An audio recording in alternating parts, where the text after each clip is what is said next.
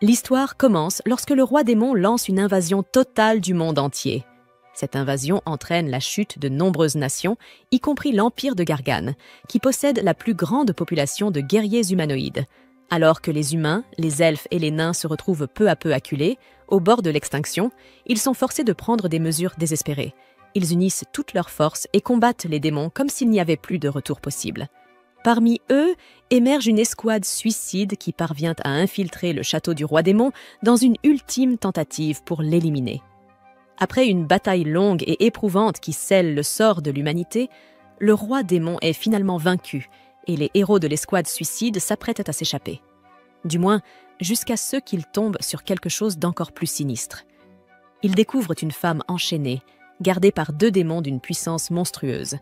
L'un des héros, Théron, semble reconnaître la fille emprisonnée et décide de rester en arrière, demandant à ses 2 coéquipiers, Kyle et Ursa, de partir sans lui, ce qu'ils font. Mais alors qu'ils tentent de sortir du château, ils pénètrent dans une salle où est entreposé un mystérieux cristal écarlate.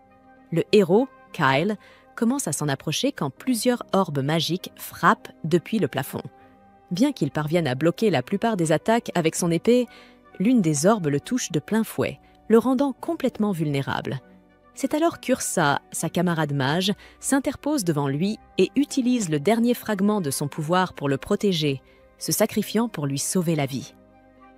Alors qu'Ursa disparaît dans le néant, l'assaillant ailé et mystérieux finit par se dévoiler face à Kyle.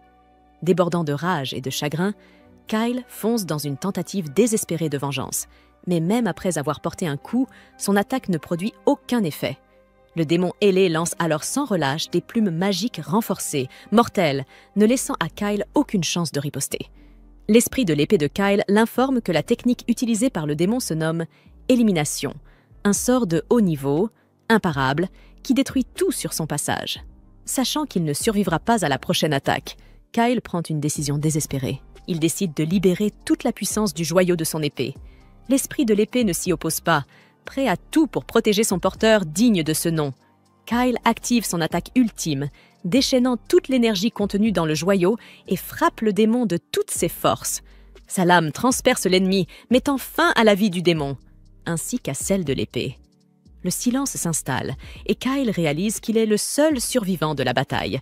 Même si la paix est enfin restaurée, il ne lui reste plus rien. Son foyer, ses amis, ceux qu'il aimait, aucun n'a survécu. N'ayant plus aucune raison de vivre, il s'effondre au sol, prêt à abandonner. Mais de nulle part, le cristal écarlate commence à briller de façon incontrôlable. Sentant le danger, Kyle puise dans ses dernières forces pour se redresser et s'approche du cristal, afin d'empêcher qu'il ne fasse quoi que ce soit qui puisse nuire à l'humanité. Mais au moment où il le touche, tout devient noir. Lorsque Kyle reprend conscience, il se retrouve allongé dans son lit, dans sa propre chambre. Mais comment cela est-il possible? À la recherche de réponses, il se précipite vers la fenêtre et aperçoit sa ville au loin, celle qui aurait dû être en flammes, réduite en cendres, parfaitement intacte. Alors que des larmes coulent sur ses joues, il est convaincu qu'il s'agit d'un rêve cruel créé par son esprit. Puis la porte s'ouvre. Son ami d'enfance, Liez, entre calmement et lui dit de descendre tout de suite, car il dort depuis bien trop longtemps. Kyle la fixe, incrédule. Liz, bien sûr, ne comprend pas ce qui se passe. Elle suppose qu'il agit bizarrement parce qu'il a mal au ventre et s'approche pour voir si tout va bien, mais Kyle la prend alors dans ses bras, la serrant fort, submergée de joie à l'idée de la revoir vivante. Elle rougit et lui demande s'il est ivre ou quoi. Elle tente de s'éloigner, mais Kyle la serre encore plus fort. Ils finissent par tomber tous les deux sur le lit, ce qui laisse Kyle complètement embarrassé. Liez, reprenant finalement un peu de contrôle, le repousse violemment et lui assène un coup de poing dans le ventre. Elle hurle sur Kyle, lui disant que, quoi qu'il lui ait fait à l'instant, elle a besoin de temps pour digérer tout ça et qu'elle doit se préparer mentalement avant de pouvoir lui donner une réponse. Après avoir dit cela, elle le traite de astérisque, bouca astérisque et s'enfuit de sa chambre en courant.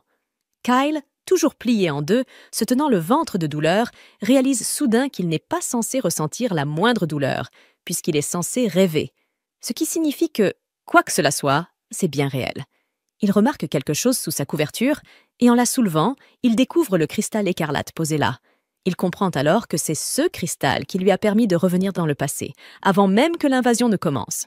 En se regardant dans le miroir, Kyle remarque qu'il est bien plus jeune qu'avant. Il examine son corps et constate qu'il n'a aucune blessure, ce qui renforce son intuition. Il ne rêve pas. Jetant un coup d'œil par la fenêtre, il voit que la Terre est redevenue normale, et puisque Lysé, l'amour de sa vie, est toujours en vie, il en conclut qu'il a bel et bien été renvoyé dans le passé. Cette pensée le pousse à observer la pierre magique de plus près. Mais il doute encore qu'elle ait réellement le pouvoir de le ramener dans le temps. Alors qu'il réfléchit à tout cela, son ventre gronde de faim et il se précipite hors de sa chambre pour trouver quelque chose à manger. Par chance, il est accueilli par une table remplie de plats, tous préparés par Lise. La vue de ce repas lui rappelle l'époque où Lise venait toujours chez lui pour aider sa mère à cuisiner. Sans perdre de temps, il s'installe et dévore chaque assiette les unes après les autres. Peu après, il finit par engloutir tout ce qui se trouvait sur la table. À ce moment-là, son frère, Théron, entre dans la salle à manger pour prendre son petit déjeuner. Cependant, il est accueilli par une table aussi vide que la tête de son frère. L'idée que Kyle ait pu tout manger à lui seul choque Théron, mais il choisit de laisser passer, car ce jour-là, c'est l'anniversaire de Kyle. Même si Kyle ne considère pas cela comme un cadeau d'anniversaire digne de ce nom, le fait de voir Théron lui rappelle qu'il combattait côte à côte juste avant sa mort. Mais le frère affamé s'en va chercher une solution à sa faim. De son côté, Kyle comprend enfin qu'il est bel et bien revenu dans le passé. Pour obtenir des réponses, il décide alors d'aller poser quelques questions à sa mère. Comme elle le faisait toujours dans sa vie précédente, la mère de Kyle passe son temps dans leur bibliothèque souterraine. Elle avait lu toute la nuit et avait complètement perdu la notion du temps. Ignorant ce détail, Kyle lui pose directement sa question. Puisqu'elle était une archimage, il pensait qu'elle serait capable d'y répondre. Il veut savoir s'il existe un sort de voyage dans le temps, et elle lui révèle que oui, un tel sort existe. Cependant, avant qu'il n'ait le temps de se réjouir, elle lui explique à quel point ce genre de sort est rare. Elle l'informe aussi que ce sort ne peut être utilisé, car il requiert une quantité immense d'énergie magique, une puissance que même les mages les plus puissants ne possèdent pas. À ce moment-là, il lui demande s'il est possible qu'un artefact magique puisse servir de catalyseur pour stocker une telle quantité de magie, et elle confirme que c'est bien le cas. Cependant, un tel pouvoir exigerait qu'il provienne d'un être ayant vécu pendant plusieurs siècles. Il existe aussi la possibilité de générer une telle puissance à travers la mort de centaines de personnes. Dans ce cas précis, les morts causées par les démons ont entraîné un transfert massif de magie vers la pierre magique, celle-là même qui avait permis à Kyle de revenir dans le passé. Et toi, que ferais-tu avec une telle pierre si elle te tombait entre les mains? Pendant que tu réfléchis à cette question, la mère de Kyle apporte un livre contenant l'illustration du seul artefact magique capable de stocker une telle puissance. Comme il s'y attendait, la pierre magique qu'il tient en main est exactement celle qui figure dans le livre. Il s'agissait du légendaire cœur du dragon divin, disparu depuis plus de 1000 ans. Cela répond parfaitement aux questions de Kyle, qui est heureux d'avoir enfin pu discuter de tout cela avec sa mère, chose qu'il n'avait plus pu faire depuis sa mort dans sa vie précédente. Elle est ravie de voir à quel point il a mûri, sans se douter une seconde qu'elle parle à un fils âgé en réalité d'une dizaine d'années de plus. Lorsque leur session de questions-réponses se termine, elle se lève pour aller manger. Mais lorsqu'il l'informe qu'il ne reste plus rien à manger, elle n'a d'autre choix que de lui offrir le repas comme cadeau d'anniversaire, tout comme Théron l'avait fait plus tôt. À ce stade, je suis tentée de croire qu'ils sont simplement fauchés. Plus tard, Kyle se rend dans un endroit tranquille. Là, il observe encore une fois la pierre magique. Il imagine ce que son ancien lui aurait voulu qu'il corrige. C'est alors que Diesel arrive et il s'excuse immédiatement pour ce qui s'est passé le matin même. Il prétend avoir fait un rêve étrange qui l'a poussé à la serrer ainsi, ajoutant qu'elle avait été isquédée dans son rêve. En entendant cela, elle croit sincèrement qu'il tient à elle et elle lui pardonne. Puis, elle lui souhaite un joyeux anniversaire. En regardant dans ses magnifiques yeux, il se rappelle l'événement tragique qui a conduit à sa mort. Apparemment, leur ville était la plus proche du territoire démoniaque, et lorsque les démons ont lancé leur attaque contre les humains, c'est leur village qui fut le premier à tomber. L'image bouleversante du moment où elle a rendu son dernier souffle lui revient en mémoire, et il se souvient du serment qu'il avait fait de venger sa mort. Perdu dans ses pensées, il est soudain ramené à la réalité par la voix de Diesel. Tous deux s'installent côte à côte face au soleil, Mais Kyle se souvient que dans 3 ans, ils devront affronter le chaos provoqué par l'attaque démoniaque. Il décide alors de tout faire pour empêcher que cela ne se produise, quitte à tout risquer pour ne pas perdre à nouveau ceux qu'il aime. Il est déterminé à changer son destin et celui des humains. Mais bon, devait-il vraiment se lever comme ça et le dire à voix haute, façon pseudo-héros dramatique? Plus tard dans la nuit, Kyle passe son temps à noter tous les événements futurs dont il se souvient. Il envisage de prévenir les gens de l'attaque démoniaque imminente, mais il est convaincu que personne ne le croira. Puisqu'il n'a pas cette option, il est résolu à tuer le roi démon lui-même, même s'il n'est actuellement rien d'autre qu'un faible pitoyable comparé à son ancien moi. Quoi qu'il en soit, il prend son épée et décide de tester ses capacités pour voir s'il a encore une chance. Kyle commence à s'entraîner avec son épée, s'imaginant face au démon ailé qu'il a tué dans sa vie précédente. Même s'il parvient à esquiver certaines attaques, il se fait encore toucher et réalise qu'il est loin d'être prêt à devenir le sauveur du monde. Heureusement, il lui reste encore 3 ans avant le début de la grande invasion. Il décide donc de prendre enfin l'entraînement à l'épée et à la magie au sérieux, ce qu'il n'avait pas fait la dernière fois.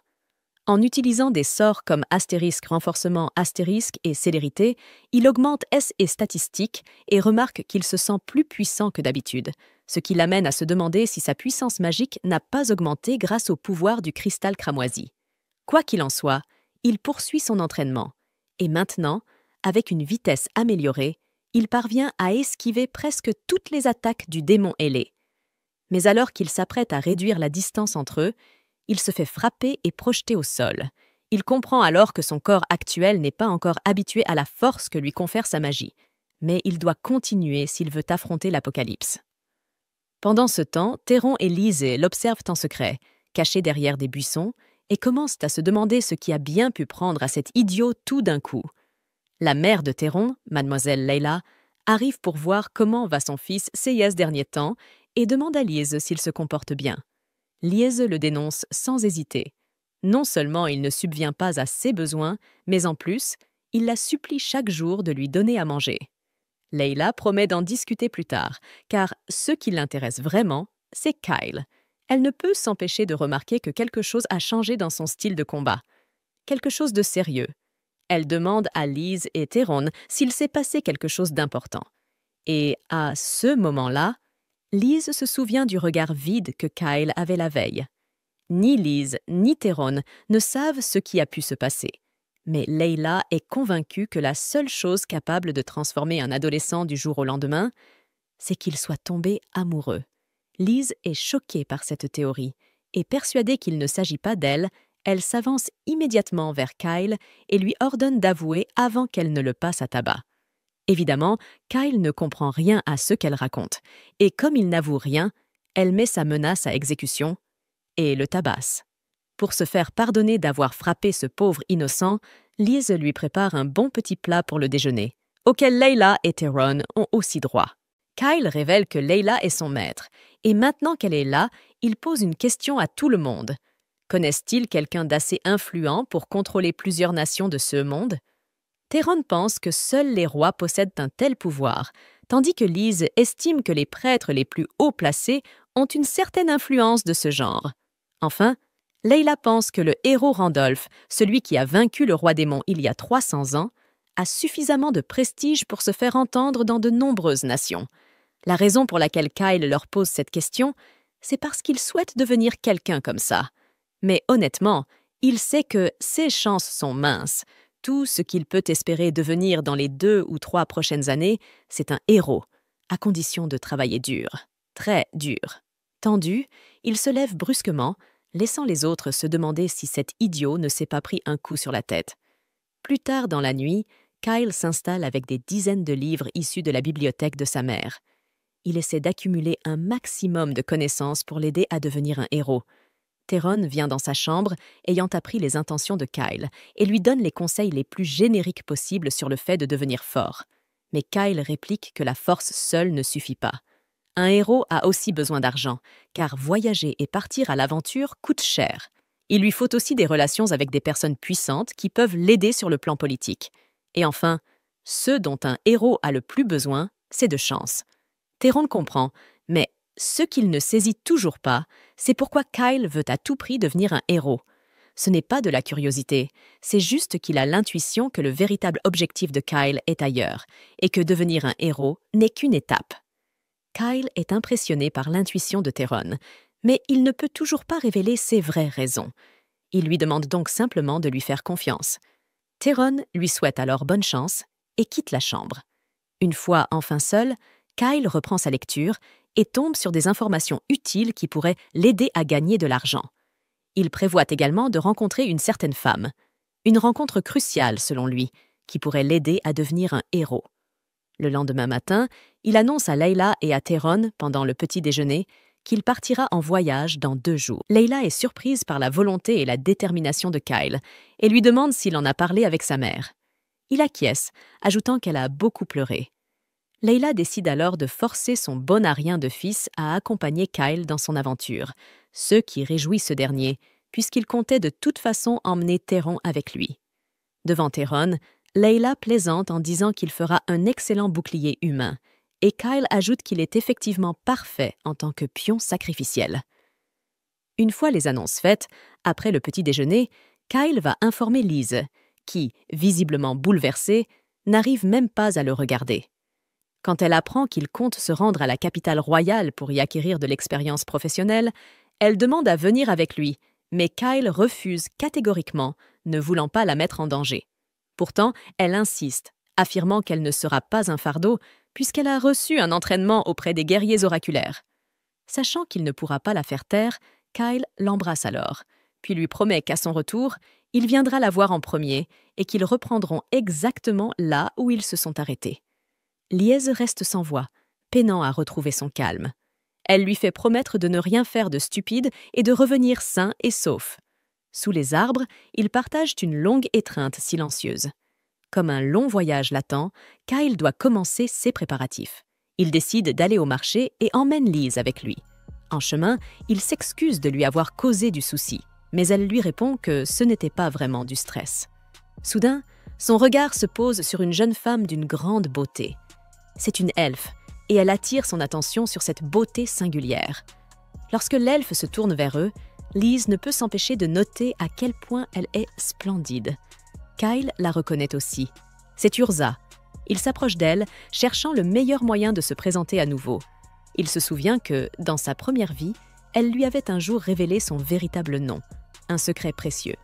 Et il pense que l'utiliser est la meilleure façon d'établir un lien.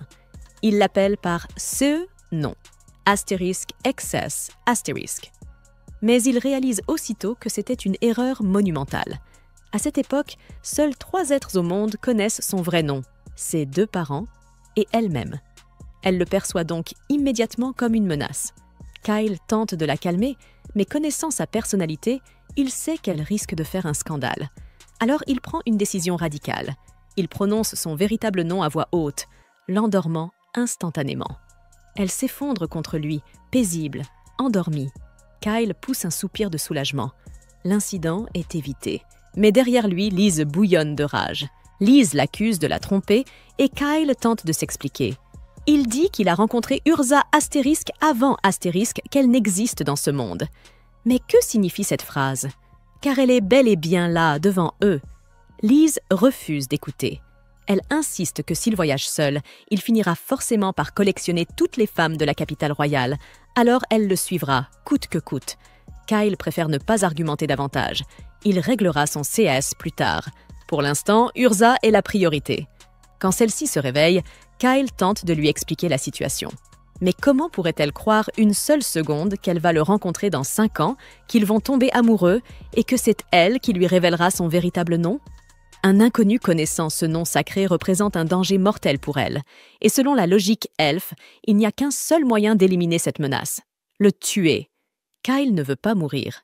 Pas tant qu'il n'a pas encore trouvé le moyen de sauver le monde de sa ruine. Il propose alors une solution. Établir avec elle une *** application de contrat ***, dans laquelle il jurera de ne jamais utiliser son nom à des fins maléfiques, jusqu'à ce qu'il lui révèle comment il l'a appris. Urza est stupéfaite. Il connaît donc l'existence des applications de contrat. Elle le teste. Sait-il ce qui arrivera s'il brise le contrat? Kyle répond sans hésiter. Oui, je mourrai. Cela lui convient, mais elle ne peut effectuer cette application qu'à la pleine lune, et la prochaine est encore dans plusieurs semaines. Alors, elle exige qu'il reste à ses côtés jusque-là. Mais Kyle refuse. Il doit partir dès le lendemain. N'ayant plus d'autre option, ils prennent une décision. Urza l'accompagnera. Le jour suivant, ses parents le voient partir. Liz insiste pour venir avec lui, peu importe ce qu'il dit. Ils se retrouvent donc à voyager avec Liz, Theron et bien sûr Urza, qui le suit uniquement pour conclure leur pacte à la pleine lune. Alors qu'ils avancent, Kyle s'éloigne soudainement du chemin menant à la capitale royale. Liz, interloquée, lui demande pourquoi il s'éloigne. Kyle sort alors une vieille carte et annonce calmement qu'ils vont d'abord à Sungard. Il leur rappelle la légende qui entoure cette région, le labyrinthe de la reine magicienne. Il se moque de lui, affirmant qu'aucun trésor ne se cache là-bas. Theron va même jusqu'à le taquiner. Quelqu'un d'aussi obsédé par l'argent finira forcément par se faire avoir. Ils sont convaincus que la carte qu'il a achetée est une arnaque. Mais lorsqu'Urza l'examine, elle remarque que le papier est ancien, peut-être même authentique. Et puisque c'est une jolie fille qui le dit, tous décident soudainement de lui faire confiance. Cependant, Lies leur fait remarquer que l'endroit indiqué sur la carte est extrêmement éloigné et que le labyrinthe est terriblement profond. Kyle leur répond qu'il a un plan et qu'ils n'ont pas à s'inquiéter. Il espère surtout que ce plan leur évitera de se battre. Ils comptent creuser un passage, tout simplement. Ils finissent par arriver au pied du légendaire labyrinthe et commencent à creuser. Theron, perplexe, demande pourquoi ils ne peuvent pas simplement y entrer normalement. Mais Kyle explique que le lieu est rempli de cercles magiques et que les affronter les plongerait dans de longues et pénibles batailles. Theron, encore plus confus, lui demande s'il a vu tout ça sur la carte. Kyle répond que non. Il sait tout cela par expérience. Il l'a déjà vécu. Il se souvient du chemin interminable, des pièges, des combats sans fin. Et il refuse de revivre cet enfer. Il avoue à demi-voix qu'il n'aurait jamais cru que sa première mission de futur héros serait de creuser. Heureusement, intervient pour le distraire. Prenant naturellement le commandement, elle leur explique comment creuser efficacement, et tout le monde, sans discuter, obéit à leur nouvelle chef de chantier. Après une journée d'efforts, ils s'installent autour d'un feu pour partager le repas préparé par Liz. Dès la première bouchée, chacun reste bouche bée devant la saveur du plat. Même Urza est surprise. Le repas semble lui rendre toute son énergie. Intriguée, elle remarque un sanglier suspendu à une branche et demande comment Lisée l'a attrapé. Lisée répond, avec un naturel désarmant, qu'elle l'a attrapé à la main, ce qui laisse Urza sans voix. Plus tard, Urza utilise sa magie pour créer une petite piscine naturelle, invitant Liz à venir s'y baigner avec elle. Pendant qu'elles se détendent, la conversation s'adoucit. Liz finit par confier à Urza qu'elle envie profondément les gens capables d'utiliser la magie, car elle n'en est pas capable. Urza admire sa grande force, qu'elle a utilisée pour capturer le sanglier, et lui demande si elle est devenue aussi forte grâce à Kyle, ce qu'elle admet. Elle dit à Urza qu'elle n'a pas à avoir peur du fait que Kyle connaisse sa vraie nature, car elle est certaine que Kyle ne peut pas lui faire de mal. Elle reconnaît qu'elle sait que Kyle cache quelque chose, mais elle est convaincue qu'il leur dira quand il estimera que ce sera le bon moment. Elles jouent comme deux sœurs, puis reprennent leur excavation. Urza retourne creuser avec Kyle, mais le confronte à propos de ses véritables intentions. Elle insiste sur le fait que les deux autres lui font peut-être confiance parce qu'ils le connaissent, mais elle ne le connaît pas, et n'a donc aucune raison de lui faire confiance. Elle révèle qu'elle sait que l'anneau à son doigt a un lien avec sa mission, et il admet qu'elle a raison. Il augmente sa force. Il continue à creuser pour tenter de la distraire, et heureusement, il atteint le trésor et lui demande d'aller chercher les autres. Ils arrivent tous et découvrent les pièces d'or. Theron court et se roule dans l'argent, tandis que les autres restent bouche bée. Il leur rappelle que cet argent ne sert qu'à atteindre son objectif plus rapidement, et non à des fins stupides. Profitant de leur distraction, il s'excuse et s'éclipse pour aller chercher son épée. Lorsqu'il l'approche, une lumière éclatante émane de l'arme. Un esprit en sort et admet que cela faisait longtemps qu'elle n'avait pas vu d'humain. Mais Kyle lui ferme simplement la bouche, lui chuchotant que ses amis pourraient l'entendre. L'esprit de l'épée s'emporte, lui reprochant de vouloir aller trop vite sans même lui offrir un dîner au préalable. Elle lui demande s'il sait au moins à qui il parle.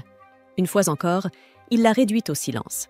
affirmant qu'il sait parfaitement qu'elle est une arme créée par la reine magicienne Syldonia, qui régna sur le royaume magique de Zarls à son apogée. Il sait aussi que l'épée contient une partie de la connaissance et de la conscience de la reine. Surprise, l'esprit de l'épée lui demande comment il peut en savoir autant. Kyle lui répond qu'il lui expliquera tout bientôt, mais qu'en attendant, il doit se dépêcher de relever l'épreuve finale. L'esprit accepte de jouer le jeu et retourne dans le joyau serti sur la garde de l'épée. Kyle reprend alors l'arme et aussitôt, Syldonia utilise ses pouvoirs pour sonder son esprit. Elle plonge dans les souvenirs de sa vie passée et, stupéfaite, reprend aussitôt forme humaine pour lui demander si tout cela est bien réel. Kyle confirme. Tout est vrai, et il porte en lui le cœur du dragon divin. Syldonia peine à croire que la magie du voyage dans le temps existe réellement. Mais à ce moment précis, les amis de Kyle arrivent pour le retrouver. Ils demandent à Syldonia de faire comme si de rien n'était, car il ne souhaite pas encore leur révéler la vérité sur son passé. À contre-cœur, elle accepte.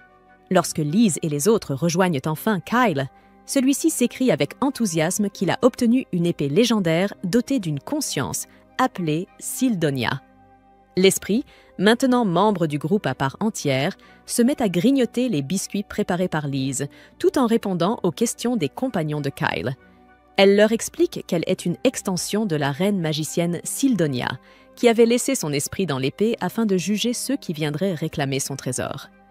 Elle ajoute que si Kyle ne s'était pas montré digne, elle aurait déclenché le piège final, détruisant le donjon et tous ceux qui s'y trouvaient. Mais elle lui accorde à présent le droit d'utiliser l'épée. Elle lui remet également un sac magique connecté à la salle au trésor, lui permettant de puiser ce dont il a besoin à tout moment. Ensuite, le groupe prend la route vers la capitale. Kyle, désormais bien équipé en or, propose qu'ils aillent s'acheter du matériel de meilleure qualité et se dirige sans attendre vers la boutique d'armes la plus célèbre de la ville. Le réceptionniste l'accueille froidement et lui demande s'il a été recommandé par un client fidèle. C'est alors que Kyle se souvient que cette boutique est un peu exclusive et que les nouveaux clients doivent déposer une somme d'argent avant de pouvoir aller plus loin. Le réceptionniste lui annonce que les frais sont de 10 000 pièces par personne. Sans discuter, Kyle lui tend 5 pièces de Zarl, ceux qui couvrent les frais pour tous ses amis. Rapidement, le réceptionniste les conduit à l'intérieur, où le propriétaire de la boutique, Fesba, les accueille chaleureusement. Syl reconnaît immédiatement certaines armes fabriquées par un forgeron célèbre de son époque et se met à bavarder en disant qu'elle connaissait personnellement l'artisan, ajoutant même qu'il n'était pas si doué que ça. Kyle lui ferme la bouche en disant à Fesba que la fille a une imagination débordante, puis il la distrait avec quelques collations. Kyle se dirige alors vers l'armure la plus prestigieuse que possède la boutique. Fesba lui présente une armure faite de cuir de dragon et de plumes de phénix, précisant que son prix est élevé à cause de la rareté des matériaux. Mais Kyle décide de l'acheter sans marchander. Il dit à ses amis de prendre tout ce dont ils ont besoin pour le voyage à venir. Lise achète une paire de gantelets, tandis qu'Urza se procure un pendentif contenant une pierre spirituelle. Théron se prend aussi une armure, puis commence à draguer le réceptionniste, qui s'enfuit en le prenant pour un pervers. Ensuite, Kyle demande à Fesba s'il a des pierres magiques. Celui-ci lui montre une pierre contenant un sort d'explosion. Kyle décide de la prendre, puis demande une pierre magique plus efficace contre les monstres de type reptilien. Le commerçant lui propose alors une pierre de magie de glace. Kyle lui dit qu'il prend tout le stock, ainsi que chaque flacon de potion de soins disponible. Fesba devient de plus en plus nerveux à mesure que Kyle ajoute des articles à son panier et quand il voit la somme totale déjà posée devant lui, il en reste bouche bée. Quoi qu'il en soit, après cette frénésie d'achat, Théron commence à s'inquiéter que de vilaines rumeurs circulent à leur sujet. Mais Kyle le rassure en disant qu'ils quitteront la capitale dès demain, donc peu importe ce que les gens pensent. Théron, paniqué par cette annonce, décide immédiatement d'aller faire le tour des bars pour séduire quelques filles, tandis que Lise et Urza choisissent de partir explorer la ville ensemble. Syl, elle, veut simplement manger tous les snacks qu'elle peut, mais Kyle l'arrête pour lui parler de quelque chose d'important. En privé, une fois arrivés dans leur chambre d'hôtel, Kyle demande à Syl si l'avenir peut vraiment être changé. Celle-ci lui expose alors sa théorie. En voyageant dans le passé, Kyle ne serait pas revenu dans sa propre ligne temporelle, mais aurait atterri dans un univers différent. Elle explique que le futur ne sera pas exactement identique, mais que les grands événements, comme la grande invasion démoniaque prévue dans 3 ans, se produiront probablement de la même manière. Cependant, selon elle, le futur peut être modifié s'ils fournissent suffisamment d'efforts, et cela suffit à convaincre Kyle. Soudain, il se souvient que puisqu'il est arrivé dans ce monde en possession du cœur du dragon divin, la version de ce monde devrait logiquement être encore entre les mains du roi démon. Syl perçoit son inquiétude et lui dit qu'elle a une théorie à ce sujet. Elle lui parle d'un sort interdit, extrêmement tabou, capable de fusionner les âmes afin d'augmenter la puissance magique. À son époque, ces chercheurs avaient tenté de l'étudier, mais l'expérience avait été un échec cuisant. Elle demande alors à Kyle ce qu'il pense qu'il est arrivé à l'âme du Kyle de ce monde, étant donné qu'il est venu d'un autre univers. Kyle réalise soudain que son âme a fusionné avec celle de son alter ego de ce monde. Syl lui explique qu'il a ainsi accompli une fusion d'âmes que même les plus grands génies de son empire n'ont jamais réussi à reproduire. Kyle se rappelle que sa puissance magique avait soudainement augmenté plus tôt, et tout commence enfin à prendre sens pour lui. Il demande alors à Syl s'il existe des effets secondaires à cette fusion d'âmes. Elle lui répond que cela n'ayant jamais été fait auparavant, personne n'en connaît les conséquences. Plus tard dans la nuit, Lise et Urza partagent une chambre. Lise s'endort en première, tandis que la belle elfe profite du clair de lune, un verre de vin à la main. Elle réfléchit à quel point ce petit voyage s'est déroulé bien mieux que ce qu'elle avait imaginé. Et peu à peu, ses pensées se tournent vers Kyle. Elle se surprend à sourire en pensant à lui, puis se fige soudainement, réalisant qu'ils ont oublié d'accomplir une cérémonie spéciale cette nuit, car c'est la nuit de pleine lune. Pendant ce temps, Kyle se trouve dans la forêt, en train de reprendre son souffle après un entraînement intense. Il parle avec enthousiasme à Syl de son épée, affirmant qu'aucune des autres épées en mithril qu'il a utilisées n'arrive à la cheville de celle-ci. Syl lui répond que cette épée n'est pas faite de mithril, mais avant qu'elle ne puisse en dire plus, Urza arrive en courant. Kyle lui demande pourquoi elle est si pressée, et elle lui rappelle qu'ils doivent effectuer le rituel du contrat cette nuit de pleine lune, afin qu'elle puisse protéger son véritable nom. Kyle réalise aussi qu'il avait complètement oublié le rituel, et il dit qu'il devrait le faire une autre fois, car il est vraiment fatigué maintenant. Urza, cependant, lui répond qu'ils ne peuvent pas reporter le rituel d'1 mois de plus, car son vrai nom est en jeu. À contre-cœur, Kyle accepte, et Urza commence alors à dessiner un cercle magique complexe au sol. Le rituel qu'ils vont effectuer se pratique généralement quand 2 elfes se marient. Ils s'échangent leur vrai nom en promettant de rester unis pour la vie. Quand elle a entendu Kyle lui en parler, son cœur a battu la chamade, et elle n'arrive toujours pas à croire qu'elle va subir un rituel de mariage avec quelqu'un qu'elle a rencontré il y a à peine 1 mois. Quoi qu'il en soit, une fois le cercle terminé, elle réveille Kyle en lui disant de mettre ses parties intimes à l'intérieur du cercle. Ensuite, elle active le cercle magique pour l'application du contrat, et Kyle se rappelle de la dernière fois qu'il l'avait fait. Urza lui demande s'il jure de ne jamais révéler son vrai nom ni de l'utiliser à de mauvaises fins, ce que Kyle confirme. Elle déclare que le contrat est alors scellé, mais Kyle se souvient qu'ils s'étaient embrassés la dernière fois. Alors, il l'embrasse soudainement. Urza profite de l'instant pendant 1 seconde entière avant de rougir. Elle pousse Kyle, le traitant de pervers, et lui demande comment il a pu oser l'embrasser. Il lui explique qu'il pensait que c'était nécessaire pour sceller l'accord, mais Urza lui répond que c'est réservé au mariage. Nerveusement, Kyle propose qu'on considère cet acte comme un accident malheureux, ce à quoi Urza réagit vivement en lançant un sort de feu contre lui. Le lendemain matin, Kyle et Urza sont fatigués à cause des événements de la veille, tandis que Théron est épuisé parce qu'il a passé la nuit à essayer de draguer des filles, mais s'est fait rembarrer par toutes. Kyle l'ignore et se tourne vers Urza, lui demandant si elle va voyager avec eux même après la conclusion du rituel. Elle répond qu'elle n'a pas le choix, car il ne lui a pas encore dit comment il a appris son vrai nom. Kyle est ravi d'entendre cela, mais Lise le ramène brusquement à la réalité en lui demandant pourquoi il se dirige vers la ville d'Arshen. Pris de panique, Kyle ne peut pas lui dire la vérité. Il improvise alors, affirmant que Syl peut deviner vaguement le futur et que c'est elle qui lui a conseillé d'aller à Arshen. Peu après, ils atteignent la ville, où, par pur. Alors que Milna séduit tout le monde par sa grâce et sa bienveillance, Kyle, lui, garde les yeux fixés sur son garde du corps, Zentos, l'un de ses plus proches amis dans sa vie antérieure. Zentos remarque aussi son regard insistant, mais ne réagit pas immédiatement. Pendant ce temps, Syl demande à Kyle si c'est bien la princesse dont il lui avait parlé. Il confirme, ajoutant que Milna va mourir dans 2 jours. Plus tard, dans leur chambre, Kyle explique à Syl que Milna est venue ici pour présenter ses condoléances au village attaqué par un monstre nommé l'Hydre. Mais dans 2 jours, alors qu'elle se rendra dans un village voisin, son convoi sera attaqué par ce même monstre, causant sa mort. Tout le monde pensera qu'il s'agit d'un malheureux accident qui a emporté une princesse au grand cœur. Mais Kyle, lui, estime que c'est à cause de sa stupidité. Elle n'aurait jamais dû aller dans une zone où un monstre rôdait encore. Syl suggère que cela pourrait aussi être une tentative d'assassinat. Kyle se rappelle alors qu'il y avait eu des rumeurs disant que le demi-frère de Milna, le prince Serenus, était derrière l'attaque, mais rien n'a jamais été prouvé. Il reste néanmoins méfiant envers le prince, surtout qu'il se trouve lui aussi actuellement en ville.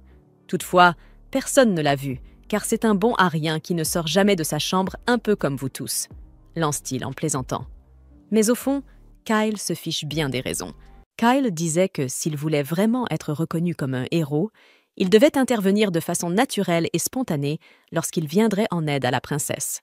C'est alors que Theron entra dans la pièce, annonçant qu'il n'avait rien pu découvrir sur l'emploi du temps de la princesse Milena. Kyle, intrigué, lui demanda pourquoi il cherchait à en savoir plus à ce sujet. Le romantique désespéré lui répondit qu'il voulait la sauver d'un danger quelconque et faire naître entre eux une histoire d'amour. Kyle se sentit honteux, car il avait eu exactement la même idée que son ami un peu simplet. Theron, en plaisantant à moitié, lui dit de faire la queue puisqu'il avait été le premier à réserver Milena. Mais Kyle le rassura. Il avait déjà plus de filles qu'il ne pouvait en gérer. Puis, il révéla que la princesse était réellement en danger, citant encore une fois la capacité prophétique de Syl comme source de son information. Theron le crut sans hésiter, déclarant qu'il allait continuer à suivre la princesse discrètement. Il était convaincu de ses talents de traqueur, surtout quand il s'agissait de femmes. Kyle, de son côté, priait pour que cet idiot ne vienne pas gâcher ses plans. Le lendemain, alors que le convoi de Milena quittait la ville, Kyle et ses amis l'observaient discrètement depuis les buissons.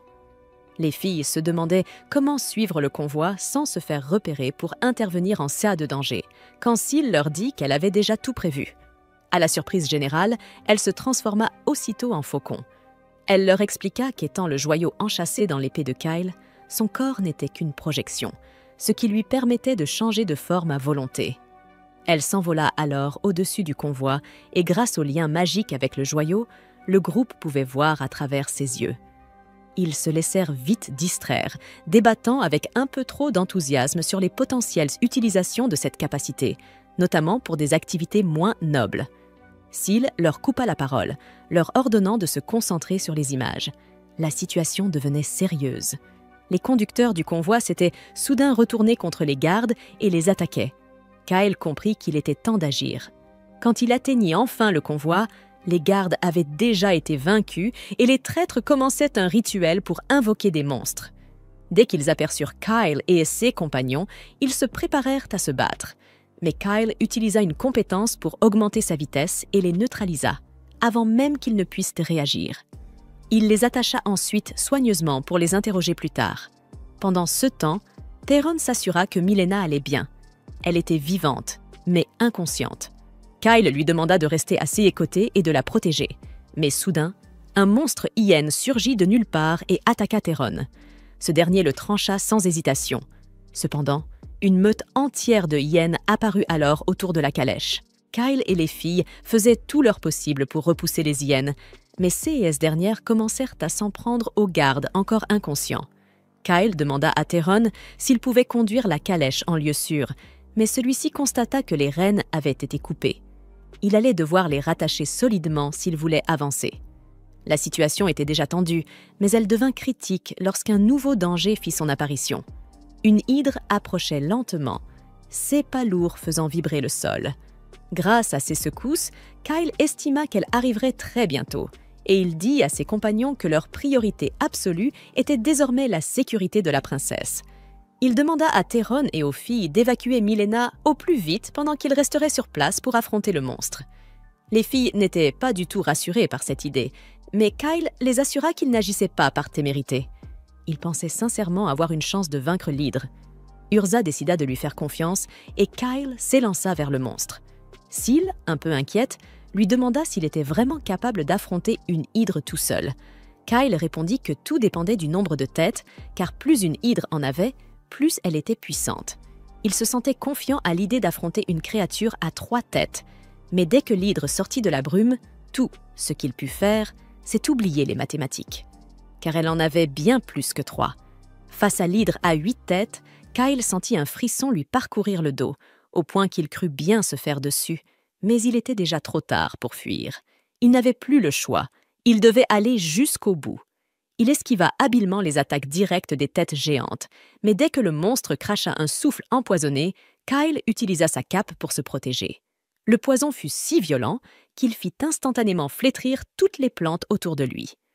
Heureusement, grâce à son armure de haute qualité, Kyle en ressortit indemne.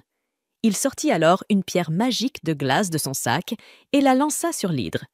Le froid intense gela immédiatement le monstre, le figeant sur place. Profitant de l'occasion, Kyle lança ensuite une pierre d'explosion qui causa d'énormes dégâts, brisant une partie de la carapace écailleuse de la créature. Il se précipita alors pour exploiter cette blessure superficielle, esquivant une nouvelle attaque toxique avec sa cape et réussit à trancher l'une des têtes. Mais sa victoire fut de courte durée. La tête se régénéra aussitôt, aussi facilement que ses regrets de la veille. Malgré cela, Kyle continua d'attaquer de la même manière, coupant les têtes encore et encore, en vain. Puis, il réalisa avec horreur qu'il n'avait plus de pierre de glace. L'hydre, elle, ne montrait aucun signe de faiblesse. À court de ressources et face à un adversaire qui ne semblait jamais s'épuiser, Kyle fonça droit sur l'hydre en activant sa compétence de super vitesse, dissimulant dans sa main une pierre d'explosion déjà activée. L'hydre, bien trop lente, n'eut même pas le temps de réagir. Kyle transperça facilement sa poitrine, élargit la blessure à l'intérieur, puis y fourra plusieurs pierres explosives avant d'être violemment projeté au sol par un coup de la créature. Malgré les blessures, il réussit à se relever tant bien que mal. L'hydre, de plus en plus agressive, s'avança lourdement vers lui. Mais à ce moment-là, toutes les pierres explosèrent en même temps, propulsant des morceaux de la bête dans 3 directions différentes, comme dans un feuilleton indien survolté. Le corps de l'hydre fut littéralement éparpillé dans la clairière. Syl, un peu exaspéré, déclara qu'il aurait dû tenter cette technique plus tôt. Cela lui aurait évité de gaspiller autant de pierres magiques. Kyle répondit que c'était une manœuvre désespérée, bien trop risquée pour être utilisée à chaque combat. Mais malgré tout, il se disait heureux d'avoir réussi à vaincre un monstre aussi redoutable. De leur côté, Urza et les autres avaient réussi à éliminer les autres monstres et décidèrent d'aller prêter main forte à Kyle. Cependant, celui-ci réapparut à ce moment précis, encore couvert de suie et de sang, annonçant que l'hydre avait été un adversaire coriace, mais pas à la hauteur. Les filles, soulagées, étaient sur le point de le féliciter, mais reculèrent aussitôt en se bouchant le nez. Il empestait littéralement la viande d'hydre brûlée. Elles lui demandèrent d'aller prendre un bain avant de s'approcher d'elle. Kyle, un peu blessé dans son ego, espérait recevoir des compliments et non des plaintes. Mais bon, il se résigna et partit se laver. Pendant ce temps, Théron travaillait encore sur la calèche afin de la remettre en état de marche. La princesse Milena et ses suivantes, quant à elle, étaient toujours inconscientes. Kyle, pensant qu'elles avaient été empoisonnées, demanda aux filles de leur administrer un antidote. C'est alors que Théron lui remit une petite bourse trouvée non loin. Kyle comprit immédiatement qu'elle avait servi pour l'invocation des monstres, ce qui voulait dire qu'il ne s'agissait pas d'une simple attaque de bêtes sauvages, mais bien d'une tentative d'assassinat soigneusement déguisée. En réalité, c'était le prince Kernès qui se trouvait derrière tout cela, et le garde du corps de Milena, Zentos, travaillait en secret avec lui.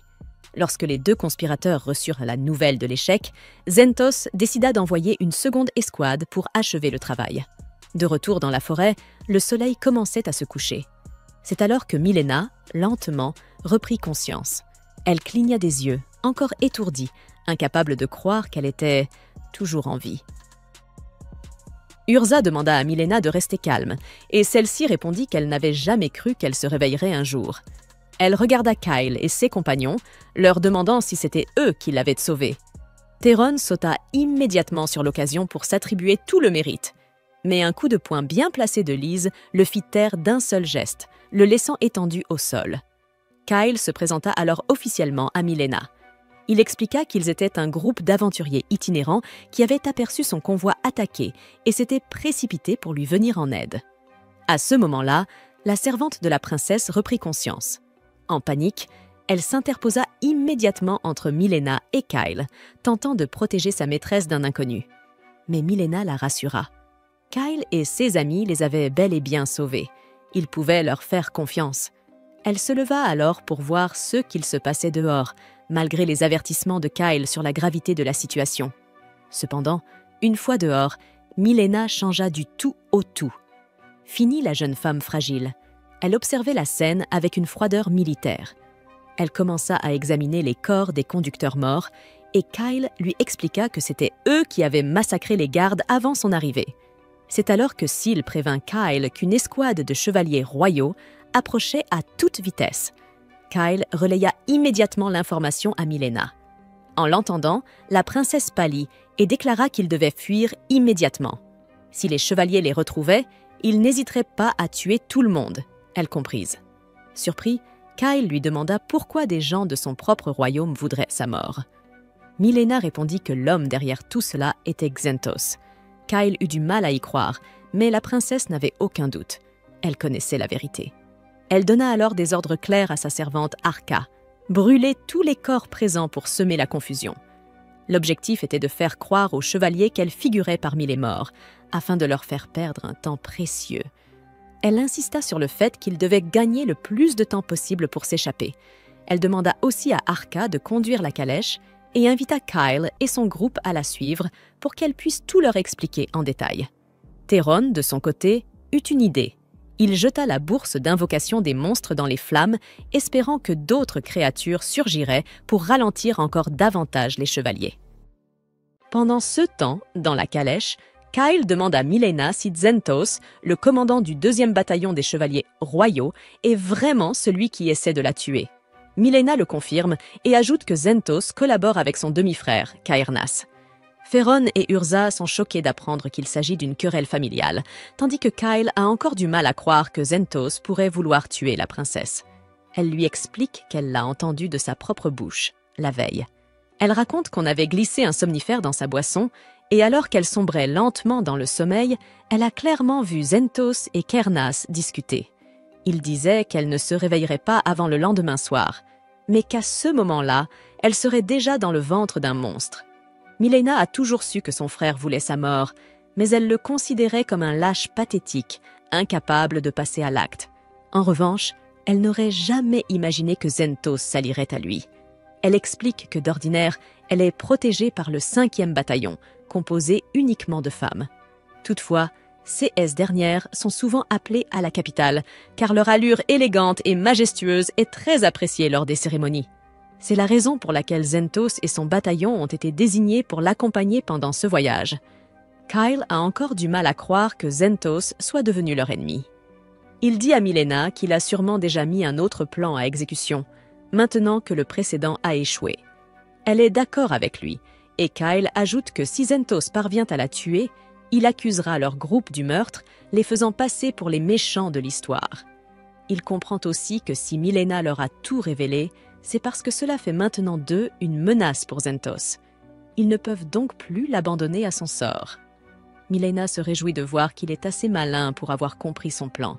Elle dit qu'ils doivent faire tout leur possible pour survivre ensemble. Elle leur promet une récompense s'ils parviennent à atteindre la capitale sains et saufs, mais Kyle répond qu'ils n'ont pas besoin d'argent ou de titres, l'honneur et la renommée leur suffiront amplement. Milena poursuit ensuite avec leur stratégie. Ils ont l'avantage s'ils choisissent d'attendre. Le 5e bataillon doit arriver le lendemain dans la ville d'Archen et dès qu'il découvrira sa disparition, il partira immédiatement à sa recherche. Ce bataillon est aussi puissant que le 2e, dirigé par Xentos. En cas d'affrontement, toute agitation nuirait davantage à Xentos qu'à eux. Theron propose qu'ils se cachent dans le village voisin jusqu'à l'arrivée des renforts. Mais Kyle rejette l'idée, la qualifiant de stupide. Il explique que Zentos n'hésitera probablement pas à incendier tout le village pour les éliminer, ce qui mettrait en danger encore plus de civils, sans aucune garantie de succès. À la place, il suggère de rebrousser chemin vers Archen, une ville peuplée de milliers d'habitants que leurs ennemis ne pourront pas tous tuer. De plus, ils rencontreront ainsi le 5e bataillon plus rapidement, et ensemble, ils auront une chance de vaincre Zentos. Milena fait remarquer qu'en faisant demi-tour, ils croiseront forcément les poursuivants. Kyle lui répond calmement qu'ils s'en occuperont lorsqu'ils les affronteront. Avant tout, ils s'arrêtent pour refaire leurs provisions. Pendant ce temps, Kyle envoie Seal en mission de reconnaissance. Seal revient avec des nouvelles. Zentos n'est pas avec les chevaliers. Kyle affirme alors que cela simplifie grandement les choses. Milena est stupéfaite par les capacités de l'épée intelligente de Kyle, puis encore plus impressionnée lorsqu'elle voit la quantité astronomique de pierres magiques que possède son groupe. Peu après, Lise lui remet une boîte remplie de potions de soins de haute qualité, lui recommandant d'en boire une si elle venait à être blessée. Milena, de plus en plus surprise, finit par leur demander qui ils sont vraiment. Kyle lui répond, avec un sourire, qu'ils sont juste un groupe de héros en devenir. Pendant ce temps, Serenus pique une crise de colère, furieux que Zentos ait échoué à tuer Milena. Mais Zentos, imperturbable, lui assure qu'il a déjà envoyé ses hommes terminer le travail que les monstres n'ont pas pu accomplir. Serenus ordonne alors qu'il s'y rende lui-même pour tuer la princesse, mais Zentos lui rappelle que dès que le 5e bataillon arrivera en ville et découvrira la disparition de Milena, il sera interrogé, chose qu'il ne pourra pas supporter. Serenus se calme à cette idée, et Zentos l'assure qu'il ne ratera pas sa mission cette fois-ci. Dans la forêt, les chevaliers aperçoivent la calèche de Milena qui se dirige droit vers eux. Le vice-capitaine ordonne à ses hommes de viser les chevaux pour forcer l'arrêt du convoi. Ils se mettent en position, prêts à tirer, lorsqu'un groupe de pierres magiques tombe soudainement du ciel devant eux. Ils n'ont même pas le temps de comprendre ce qui se passe que les explosions retentissent. Seal continue de faire pleuvoir les pierres depuis les airs. Le vice-capitaine crie à ses hommes de se replier en formation. Mais à ce moment-là, Kyle fonce en calèche droit sur lui. Il roule sur le côté pour esquiver le choc, tout en ordonnant à ses soldats de tirer. Pendant ce temps, sur la calèche, Urza et Theron épaulent Kyle en éliminant les obstacles. Ils parviennent à franchir les chevaliers sans trop de difficultés, et une fois en zone sûre, ils avalent quelques potions de soins, remerciant le ciel d'être aussi scandaleusement riche. Soudain, la calèche s'arrête brusquement. Lorsqu'ils descendent pour voir ce qui se passe, ils découvrent que traverser les lignes ennemies n'était pas aussi sans danger qu'ils l'espéraient. Une roue a éclaté. Ne pouvant la réparer, ils décident de continuer à pied. Lise prend alors la tête du groupe, accompagnant la princesse et ses assistantes. De son côté, Kyle dit à Urza que quelqu'un doit rester en arrière pour retenir les chevaliers.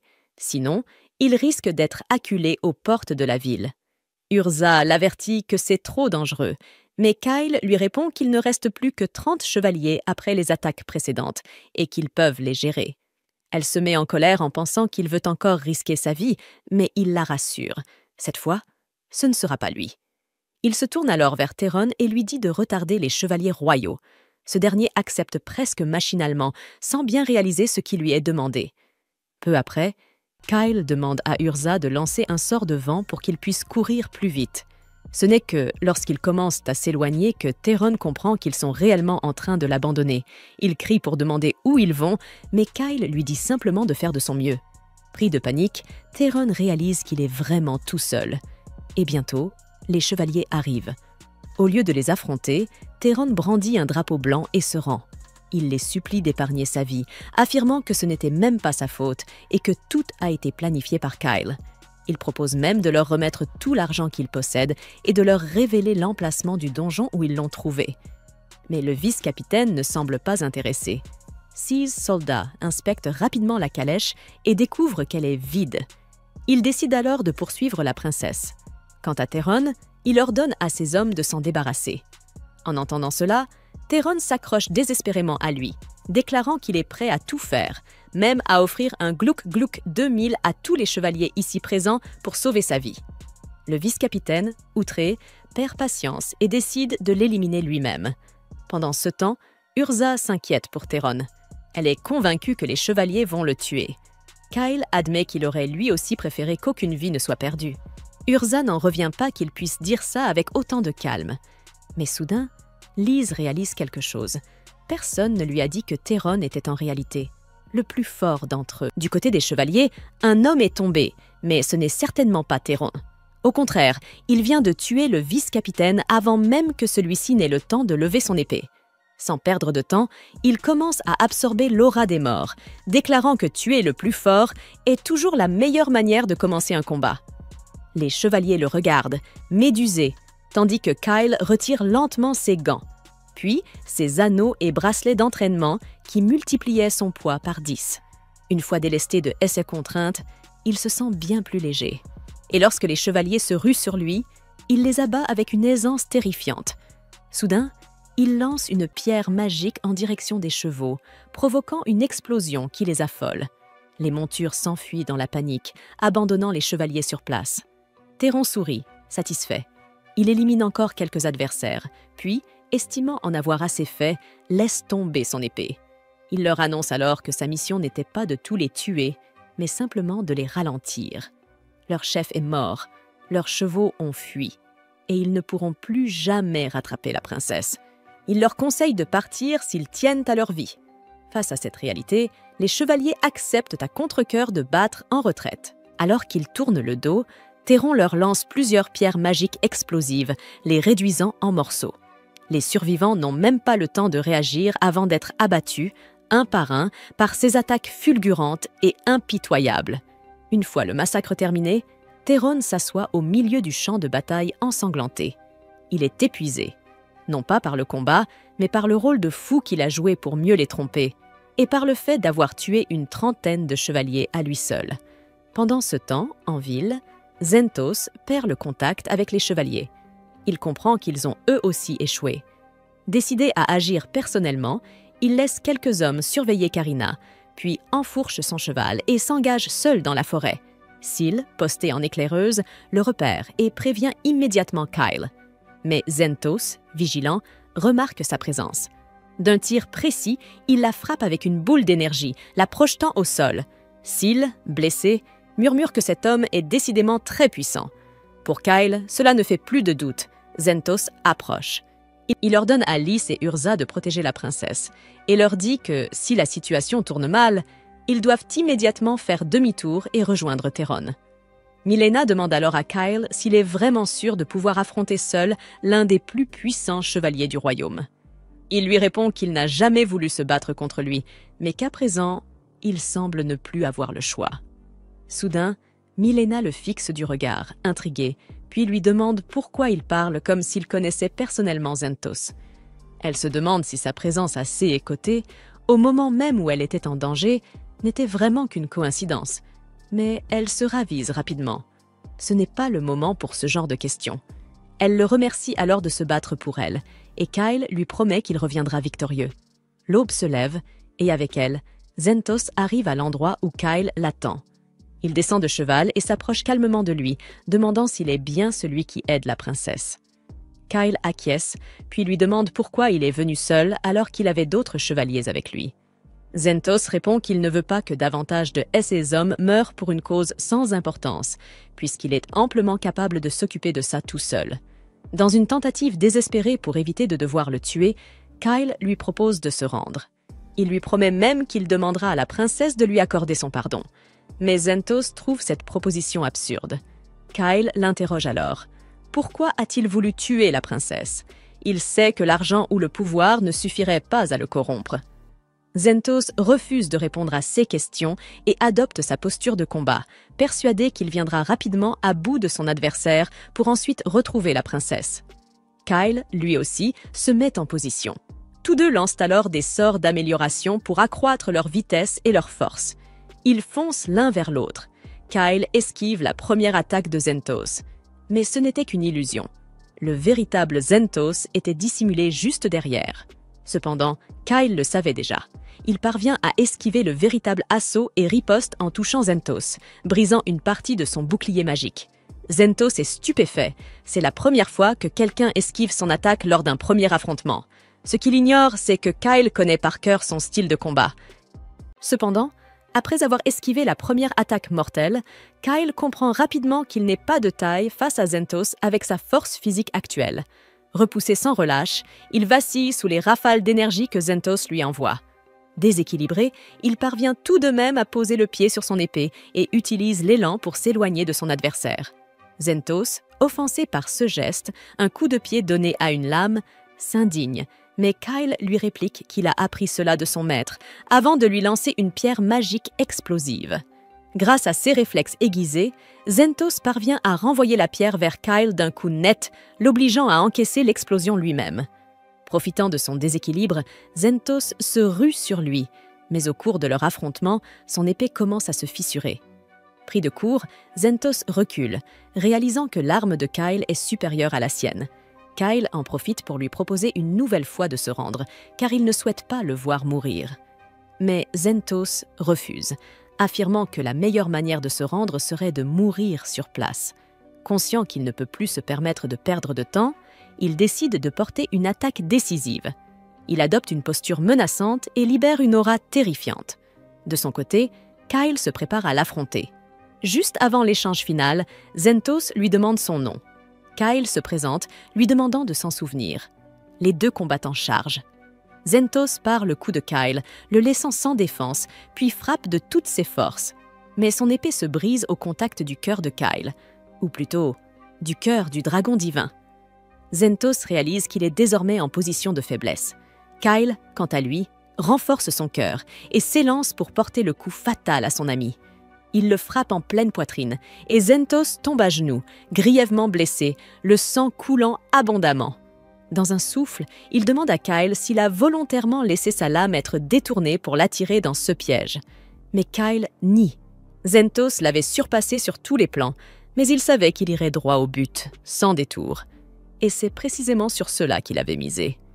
Zentos, dans un dernier souffle, murmure que Kyle est un homme étrange, avant de chuchoter un « pardon » presque inaudible, puis rend l'âme. Le cœur lourd, Kyle s'agenouille près de lui et lui présente ses excuses. Il confesse qu'il y a des choses qu'il doit protéger, coûte que coûte, même si cela signifie devoir tuer de vieux amis. Les larmes commencent à couler sur son visage, car Zentos faisait justement partie de ces choses précieuses qu'il voulait préserver. Mais il est déjà trop tard. Pendant ce temps, dans la ville, Kérénas fait les 100 pas dans sa chambre, visiblement agité. Il s'interroge. Pourquoi Zentos met-il autant de temps à revenir? Soudain, des bruits de pas résonnent dans le couloir. Il se redresse, persuadé que Zentos est enfin de retour, mais il déchante vite. Ce n'est pas son fidèle chevalier qui entre, mais la commandante du 5e bataillon, Kilren, accompagnée de ses troupes. Elle ordonne à ses guerrières de prendre d'assaut la pièce et d'arrêter le prince sur le champ. Furieux, Kérénas leur ordonne de se retirer immédiatement. Mais à ce moment-là, Milena fait son entrée dans la pièce. Et d'un coup, Kérénas se fige, muet comme une tombe. Sans perdre une seconde, Milena ordonne à Kilren d'arrêter Kérénas et de l'interroger, par la force s'il refuse de coopérer. Puis elle tourne les talons et quitte la pièce, laissant derrière elle les cris furieux du prince bâtard se transformer en hurlements, alors que les chevalières commencent à le passer à tabac sans ménagement.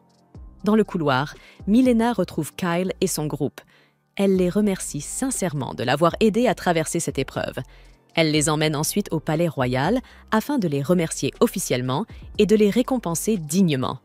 À peine arrivés, Théron et Syl perdent tout contrôle en voyant les jeunes femmes et les mets délicieux qui les entourent. Gêné, Kyle s'excuse pour leur comportement, mais Milena, amusée, lui répond que ce n'est pas bien grave. À ce moment-là, le roi fait son apparition. Sur un coup de panique, Milena court vers lui pour lui prendre la main maladroitement au lieu de lui offrir une étreinte. Elle le présente ensuite à Kyle et à son équipe.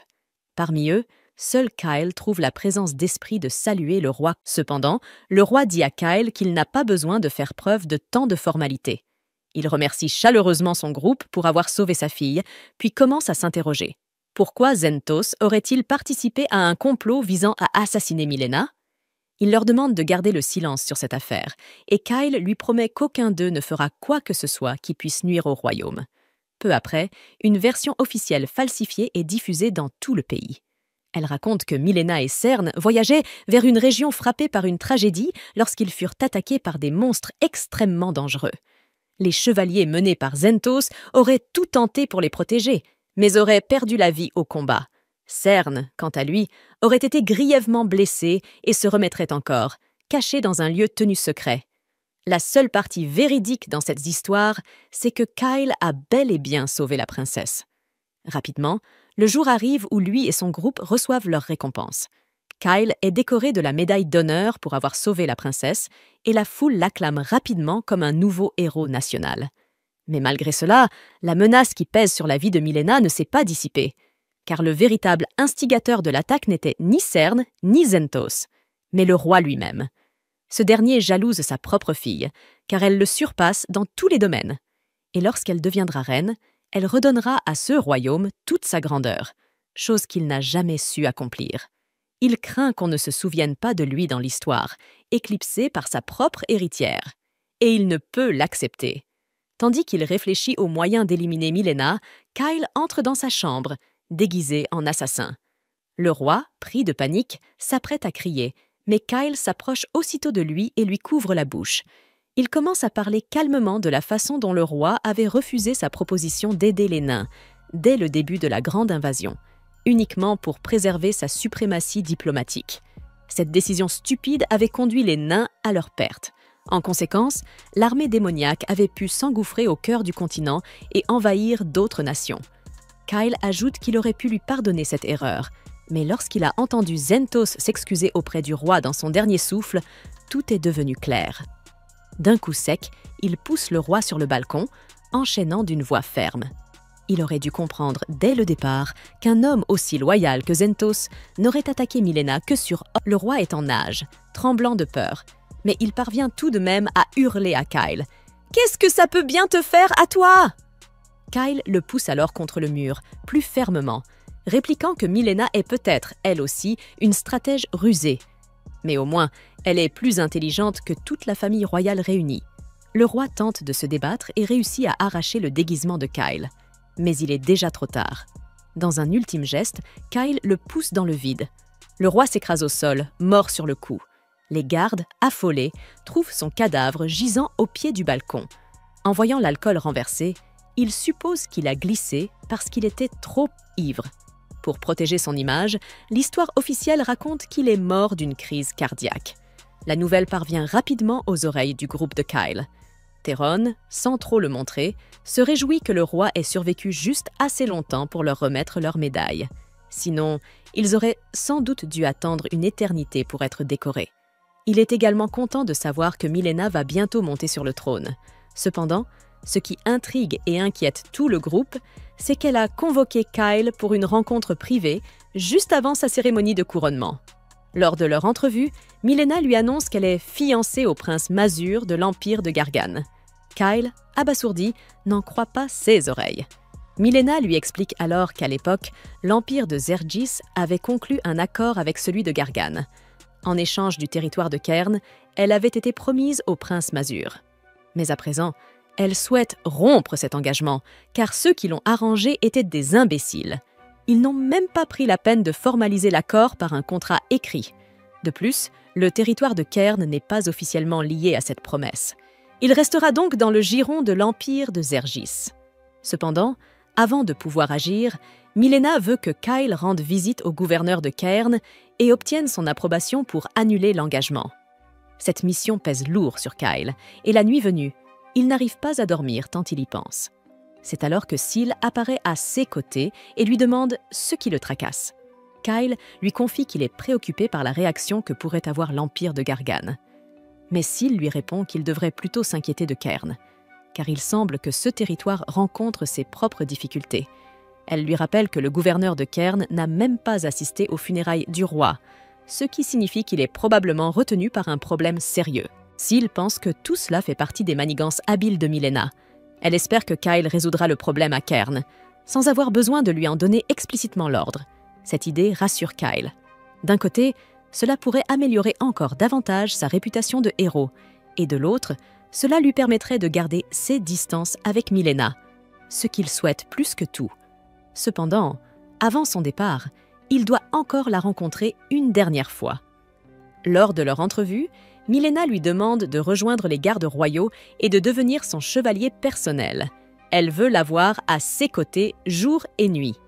À ce moment-là, Milena éclate de rire et lui dit qu'elle plaisantait, avant de lui souhaiter bonne chance pour sa mission. De retour auprès de ses amis, Kyle pique une petite crise, visiblement contrarié. Au fond, il espérait vraiment que la princesse ait des sentiments pour lui.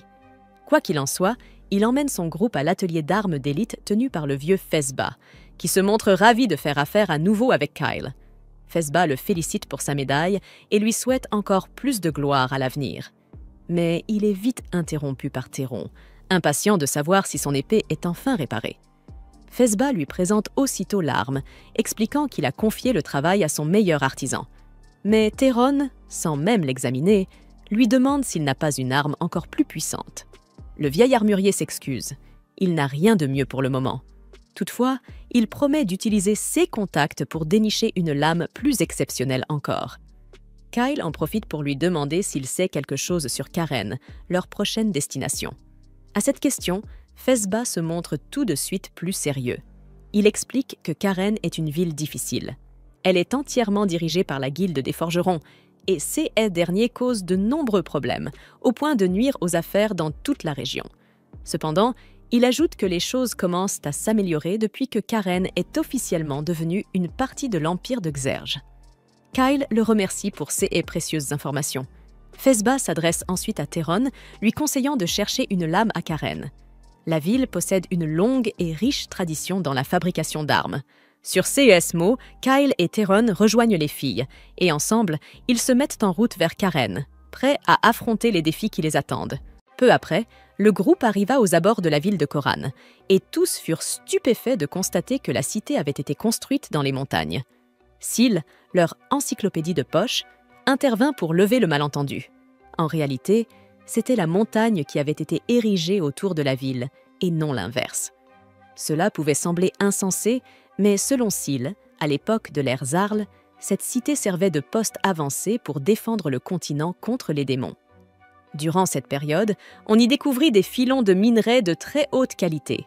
Les mages et les saints de l'époque utilisèrent alors une magie ancienne pour littéralement soulever la terre, amenant ces filons à la surface, ce qui fit naître la montagne. En résumé, Khorran n'était rien d'autre qu'un gigantesque filon de minerais, comparable à un arbre-monde en taille. Soudain, un groupe de chevaucheurs de Wyvern approcha de la ville. À leur apparence, Kyle comprit qu'il s'agissait des chevaliers de Wyvern de l'Empire Gargan. Soupçonnant que leur présence était liée à la décision de Milena de rompre ses fiançailles, Kyle s'avança rapidement pour éviter que la situation ne dégénère. Une fois entré dans la ville, Kyle s'adressa à l'un des chevaliers qui servaient ici et demanda à rencontrer l'ambassadrice de Zergis. Pendant que le chevalier vérifiait son identité et cherchait à connaître la raison de sa visite, Urza confia à Lysa qu'elle se sentait mal à l'aise d'être entourée d'autant de nains. Apparemment, nains et elfes ne s'entendaient pas du tout. Urza affirma que ce mépris était entièrement à sens unique, refusant d'admettre que son propre peuple pouvait aussi avoir une part de responsabilité. Peu après, l'ambassadrice de Zergis, mademoiselle Miranda, fit son apparition, accueillant chaleureusement tout le monde dans sa ville. Lysa poussa subtilement Kyle vers l'avant pour qu'il prenne la parole, et il faillit trébucher sur elle avant de lui saisir la main brusquement pour retrouver son équilibre. Ce geste rendit Lysa jalouse, bien qu'elle n'eût à s'en prendre qu'à elle-même, puisque c'était elle qui l'avait poussée. Quoi qu'il en soit, le parchemin que Kyle avait reçu de Milena contenait une lettre. En la lisant, Miranda comprit que Kyle était venu rencontrer le gouverneur en tant que messager de Milena. Elle exprima sa joie de voir que la nouvelle reine s'était trouvé un messager à la fois fort convenable et particulièrement qualifié pour cette tâche. La façon dont Miranda parlait de Milena laissait entendre qu'elles avaient été proches, et Miranda révéla en effet avoir été l'une de ses professeurs en diplomatie il y a quelques années. Quoi qu'il en soit, avant de passer aux discussions officielles, Miranda inclina la tête pour remercier Kyle d'avoir sauvé la vie de Milena. Puis, elle aborda le sujet principal, annonçant à Kyle une mauvaise nouvelle. Le gouverneur Bax était gravement malade et incapable de recevoir des visiteurs. Cependant, elle ajouta qu'il ne devait pas trop s'inquiéter, car, même alité, Bax avait l'obligation officielle de rencontrer les émissaires de la nouvelle reine. Elle escorta donc Kyle et ses compagnons jusqu'à la résidence du gouverneur. En chemin, Lisa ne put s'empêcher de remarquer à quel point Miranda était lourdement protégée. Kyle pensait que si Miranda se montrait toujours aussi prudente, c'était uniquement par crainte que l'Empire Gargane ne tente quelque chose de fâcheux à tout moment. Theron demanda à Kyle s'il devait vraiment les accompagner, sachant qu'il se contenterait de rester debout comme un figurant pendant que Kyle parlerait. Pour éviter de s'ennuyer, il décida d'aller explorer la ville, et Kyle, tel un parent strict, lui ordonna de revenir avant le coucher du soleil. Le groupe arriva alors devant l'ambassade Gargane, où un vieil homme les remarqua. Il s'agissait de l'ambassadeur Gargane, dont la simple vue suffisait à mettre Miranda hors d'elle. L'associé du vieil homme, Alzar, était le deuxième plus grand mage de cour de l'Empire Gargan. Il expliqua qu'ils étaient également venus rencontrer le gouverneur de Karan. Miranda lui demanda s'il possédait une autorisation de la reine, puisque cette terre appartenait au royaume de Zergis. Mais Alzar rétorqua que, Karan étant une cité-État autonome, il n'avait besoin ni de l'autorisation de Miranda, ni de celle de la nouvelle reine. Les sourires forcés ne pouvaient masquer la profonde animosité qui régnait entre eux. Miranda, décidant de clore l'échange, proposa qu'ils aillent ensemble rencontrer le gouverneur. Mais avant d'entrer, Alzar demanda poliment à Kyle qui il était. Kyle répondit qu'il était l'émissaire de la nouvelle reine. Alzar se montra ravi de l'apprendre et comprit que Kyle était le héros qui avait sauvé Milena. L'homme affirma connaître les parents de Kyle, en particulier sa mère, Saraya, ajoutant qu'il ressemblait davantage à elle qu'à Léonard. Kyle fut surpris d'entendre cela, et Alzar expliqua qu'il avait étudié la magie avec Saraya 20 ans plus tôt. Comme elle l'avait promis à l'équipe, Miranda se rendit chez le forgeron nommé Gazus, dans l'intention de le convaincre d'accepter le poste de gouverneur. Elle s'attendait à ce qu'il refuse, et ne fut donc pas surprise lorsqu'il répondit par la négative. Elle tenta de le persuader, lui expliquant que l'Empire Zergis souhaitait établir de bonnes relations avec l'Empire Koran et qu'il leur fallait un gouverneur fiable pour entretenir ce lien. Gazus insista sur le fait qu'il n'était pas nécessaire pour une telle mission. S'il cherchait quelqu'un de compétent et de cultivé, il pouvait trouver une autre personne. Lui n'était qu'un forgeron, et c'était ce métier qu'il comptait continuer à exercer. La discussion prenait une mauvaise tournure, et l'équipe, postée près de la porte pour écouter, conclut qu'il n'obtiendrait rien de bon de cette rencontre. Cela confirma les propos d'Urza sur les nains. Nommer un nain gouverneur était, selon elle, une idée tout simplement mauvaise. Elle ne fut donc pas étonnée du refus de Gazus. La porte s'ouvrit soudain et Gu entra dans la maison, accompagné d'un visiteur inattendu, Theron. On découvrit alors que Gu était la fille de Gazus. Les retrouvailles furent l'occasion pour chacun de s'étonner de la présence des autres et d'échanger les raisons qui les avaient conduits ici. Gu, pour sa part, fut surprise de voir Miranda. Comme Miranda et Gazus étaient occupés, Gu proposa à l'équipe de la suivre jusqu'à son laboratoire, où elle leur montra une potion qu'elle venait de préparer. Intriguée, Theron lui demanda comment elle pouvait être humaine si son père était un nain. Elle expliqua alors que lui et sa sœur étaient issus du premier mariage de leur mère, aujourd'hui décédée. Theron commenta qu'après le mariage de sa sœur, leur maison était devenue bien morne. Puis il prépara des boissons pour tout le monde et alla porter la sienne à Kyle. Pendant ce temps, Kyle feuilletait les livres de la maison. Juste avant que Gu n'apporte son verre, il ouvrit un ouvrage et tomba sur un dessin de golem qui le figea, réveillant en lui des souvenirs de son ancienne vie. Il demanda immédiatement à Gu si c'était lui qui avait créé ce golem, mais celui-ci, surpris, expliqua qu'il ne s'agissait que d'un projet, le même qui l'avait plongé dans les dettes. Kyle, lui, savait qu'il s'agissait bel et bien de golems. La technologie pour les fabriquer avait disparu après la destruction du royaume, mais plus tard, l'Empire Gargan avait réussi à déployer précisément ce type de golem que Gu tentait de construire. Ils étaient bien plus puissants que les humains et avaient joué un rôle crucial pendant la bataille. Comme elle l'avait promis à l'équipe, Miranda se rendit chez le forgeron nommé Gazus, avec l'intention de le convaincre d'accepter le poste de gouverneur. Elle s'attendait à ce qu'il refuse, et ne fut donc pas surprise lorsque celui-ci répondit par la négative. Elle tenta de le persuader en lui expliquant que l'Empire Zergis souhaitait établir de bonnes relations avec l'Empire Koran, et qu'il leur fallait un gouverneur fiable pour entretenir cette alliance. Mais Gazus insista. Il n'était pas nécessaire pour un tel rôle. S'ils avaient besoin de quelqu'un de compétent et de cultivé, ils pouvaient trouver une autre personne. Lui n'était qu'un forgeron et il comptait bien le rester. La conversation s'enlisait et l'équipe, restée derrière la porte à écouter, comprit qu'il n'y aurait rien de positif à tirer de cette entrevue. Cela confirmait les propos d'Urza. Choisir un nain comme gouverneur était, selon elle, une très mauvaise idée. Son refus ne la surprit donc pas.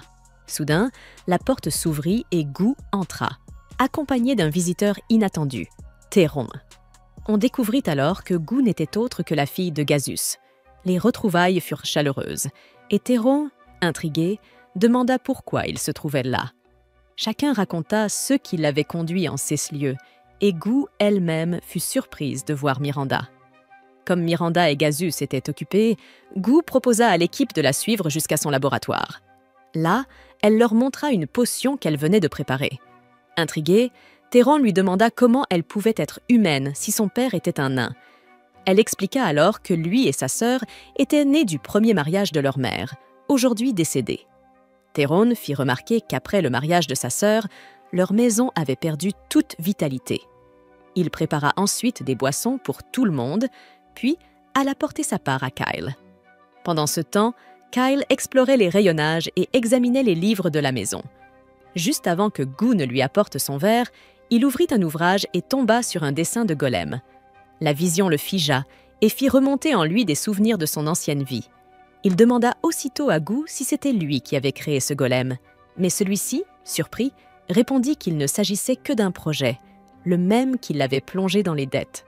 Kyle, cependant, savait qu'il s'agissait bel et bien de golems.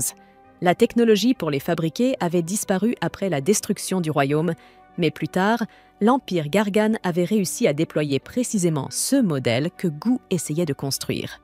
6 golems étaient bien plus puissants que les humains et avaient joué un rôle déterminant durant la bataille. Kyle emmena Gu voir Syl et celle-ci reconnut immédiatement la technologie que Gu avait utilisée pour sa création. Elle affirma qu'il s'agissait d'une technologie ancienne, ce que Gu confirma aussitôt. En l'examinant, Syl expliqua à Kyle qu'il pouvait remplacer les composants magiques par des éléments ordinaires et assura qu'elle était certaine que cela fonctionnerait. Kyle lui fit confiance. Il demanda alors à Gu de terminer cette arme au plus vite. Mais, en découvrant l'ampleur du projet, Gu calcula qu'il lui faudrait au moins 10 ans pour le mener à bien. Lorsque Kyle insista pour que cela soit prêt en moins d'1 an, Gu lui rappela qu'il lui faudrait énormément d'argent pour y parvenir. Pour Kyle, ce n'était pas un problème. Il vida sur la table une poignée de pièces d'or et ordonna à Gu de dépenser tout ce qu'il fallait pour atteindre leur objectif. Il ajouta qu'il ne voulait absolument personne d'autre au courant de cette affaire. Gu, gêné, fit remarquer qu'il avait déjà d'autres investisseurs qui s'attendraient à recevoir des nouvelles du projet. D'un ton calme, Kyle lui conseilla de leur dire qu'il avait échoué et de leur rendre leur argent. Mais il précisa que Gu n'avait pas à se soucier du remboursement. Il s'en chargerait lui-même. Après tout, il avait encore de l'or en réserve. Gu se réjouit d'avoir trouvé une poisson d'or, sans savoir vraiment ce que cela impliquerait. Une fois leurs affaires réglées avec Gu, ils rejoignirent Miranda. Celle-ci leur annonça que Gazus n'avait pas cédé et refusait toujours le poste. Déçue, Miranda partit, mais Kyle avait encore un sujet à aborder. Avant même qu'il puisse parler, Gazus déclara qu'il ne voulait pas discuter. Gu lui demanda néanmoins de les écouter et il accepta à contre-cœur. Théron sortit alors son épée et expliqua qu'elle n'était pas assez puissante. Pourtant, c'était l'une des meilleures qu'il pouvait obtenir. Il précisa qu'il voulait quelque chose de similaire à l'arme de Kyle. Lorsque Kyle dégaina la sienne, Gazus la reconnut aussitôt. Il affirma qu'il s'agissait de l'épée de Zarl, l'une des plus remarquables, et confessa qu'il ne pensait jamais en revoir une. Il avoua ne pas être capable d'en reproduire une semblable, et ajouta qu'il n'était pas disposé à discuter davantage. Il leur demanda donc de partir. Dehors, ils repensèrent aux paroles de Gazus. Il avait laissé entendre qu'il avait déjà vu une arme de ce genre par le passé, ce qui était pour le moins surprenant. Syl, quant à elle, ils ne peuvent pas discuter avec Gazus pour savoir où il a vu l'épée, alors ils décident de lui rendre visite le lendemain. De retour chez lui, Kyle réfléchit à l'avenir avec Syldonia. Dans la première vie, l'expérience de Gu avait échoué et, par conséquent, il avait vendu le brevet à l'Empire. Celui-ci l'avait alors redéveloppée pour en faire l'arme utilisée lors de la bataille. Pour l'instant, ils sont censés informer l'Empire au sujet de cette arme, mais cela ne ferait que le renforcer. Ce qu'ils veulent absolument éviter. Depuis que la reine a rompu ses fiançailles, l'Empire est devenu plus méfiant, et à ce rythme, les humains pourraient bien finir par s'entretuer avant même que la Grande Guerre ne commence. En attendant, Kyle se contente de croiser les doigts. Ce soir-là, il reçoit une visite inattendue d'Alzar. Celui-ci n'est là que pour l'inviter à déjeuner le lendemain, précisant qu'il peut même venir avec les autres ambassadeurs. Il lui propose de voler ensemble sur un wyvern, mais Kyle se demande si des étrangers peuvent en prendre le contrôle. À sa grande surprise, Alzar lui apprend que c'était sa propre mère, Saria, qui avait mis au point la technologie permettant de contrôler ces créatures. La révélation stupéfie Kyle. Alzar parle de sa mère avec beaucoup d'admiration et raconte combien il voulait lui ressembler. Mais aujourd'hui, elle n'est plus cette femme forte. Elle est simplement devenue une femme au foyer. En réalité, Alzar veut juste passer un moment avec le fils d'un vieil ami et Kyle finit par accepter. Après le départ d'Alzar, Syl sort de sa chambre et confie qu'à leur rencontre, elle avait ressenti chez lui une puissante énergie magique. Le lendemain, les autres refusent de se joindre au déjeuner. Alors Kyle part avec Miranda pour rencontrer Alzar. En franchissant une porte, Kyle ressent soudain une sensation étrange. Pris d'un vertige, il revient sur ses pas, ouvre à nouveau la porte et découvre une scène macabre. Du sang éclaboussé partout et le corps sans vie d'Alzar. Le meurtrier est encore là, baignant dans la mare de sang, ses longues oreilles visibles.